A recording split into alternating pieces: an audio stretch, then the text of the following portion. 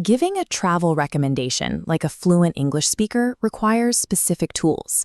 You have to paint a vivid picture of a destination and follow it up with precise, actionable advice. Let's break down the mechanics of how to do exactly that. The foundation of any description starts with basic adjective pairs. Looking at this photograph of Paris at dusk, we can easily describe the atmosphere. The parks are beautiful, and the environment is relaxing.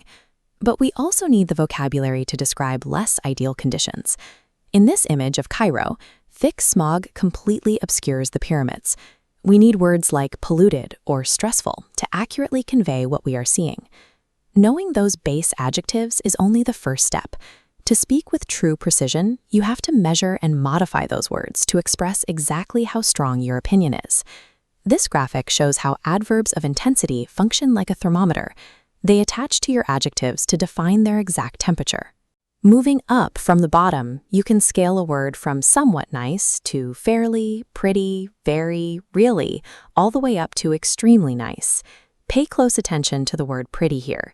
In this grammatical context, it has absolutely nothing to do with physical beauty. It strictly functions as a synonym for very. You also need to watch out for the word too. While it implies a high degree of something, it carries a strict negative meaning. It means there is an unwanted excess. Saying a city is too expensive means it costs more than it should. Take a look at these two formula blocks. When we put these intensified words into a sentence, we have two different structural options. Formula 1 is the subject, the verb to be, your intensifier, and your adjective. Formula 2 adds a noun at the very end, and that brings us to a critical rule. If you state the noun, like the word city or place, at the end of your sentence, you must include the article a or an right before the intensifier. Portuguese speakers frequently skip that initial article because it isn't required in their native grammar. Forcing yourself to use a or an when ending with a noun immediately makes your English sound much more natural. Let's test this. Here are two scrambled sentences on screen.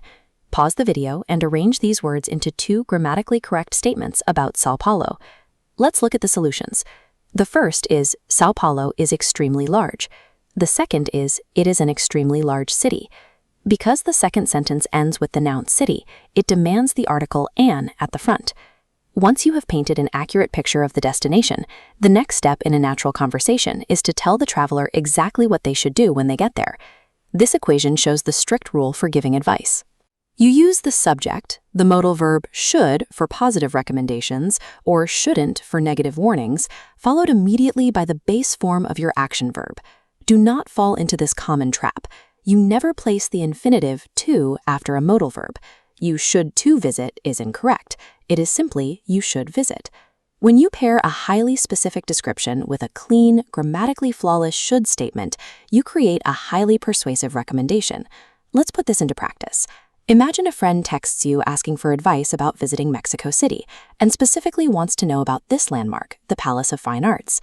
Here is exactly how a fluent speaker would reply. It's an extremely fascinating place. You should visit the Palace of Fine Arts. This response works because it follows all our rules. It uses the article an because it ends with the noun place. It applies the intensifier extremely.